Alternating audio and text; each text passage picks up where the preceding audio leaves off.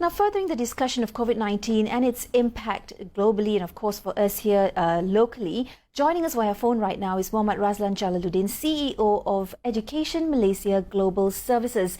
We're about to talk about promoting the country as an international education hub, of course, in the new norm. Thanks for joining me on this conversation. Now we talk about Education Malaysia Global Services.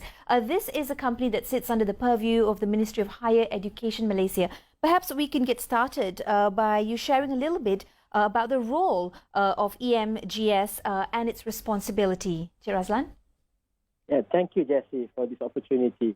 Yeah, as mentioned before just now, EMGS, we have the responsibility to promote Malaysia as an education hub to the international society, to the international students. That's our main role. The other role is for us to help the students, to assist the students in processing their application for their student visas, or we call it student pass. So that are our two main roles as EMGS. Right, Radzlan, we talk about, of course, the impact the entire crisis has had on the education industry here in Malaysia. Perhaps we can first put into perspective what has been the contribution of the higher education industry to the national economy. Okay, there was a writing way back in 2017.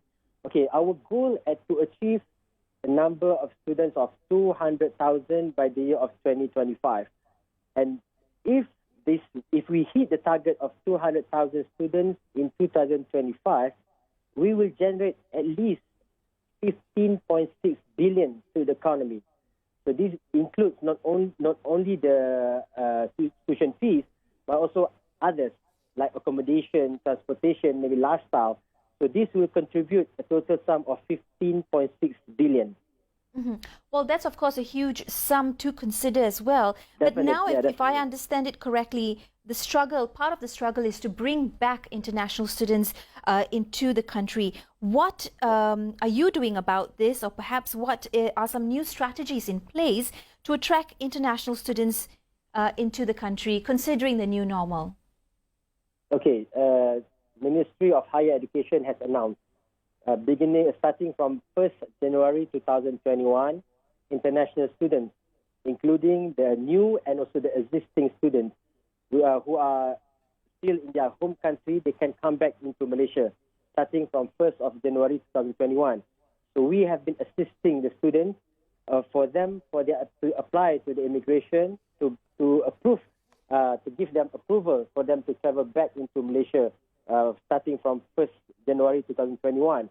So in the meantime, before that, since last year, starting June, the universities and also EMGS, we are promoting to the students to continue their study, not to defer their semesters. They have to continue their study via online. So meaning that they should not defer their studies to wait until the border is open. So they can continue the semester 1 or semester 2 via online. And when our border is open, then they will come back into the country just to continue, not to start all over again. So that's why moving towards online learning is very crucial at this particular juncture.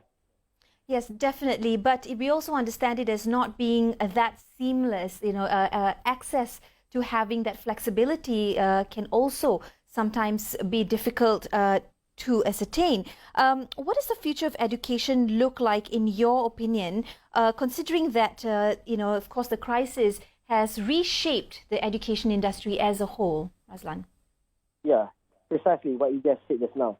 I mean, it's not that easy to go on. I mean, we have been studying since we were in the elementary school, secondary school, and suddenly we have to move into this online mode. This is not easy, but we have to adapt. We have no choice for now. This is the new things, the new normal, and it is the future, and the future is now. But slowly, we have to adapt to this situation.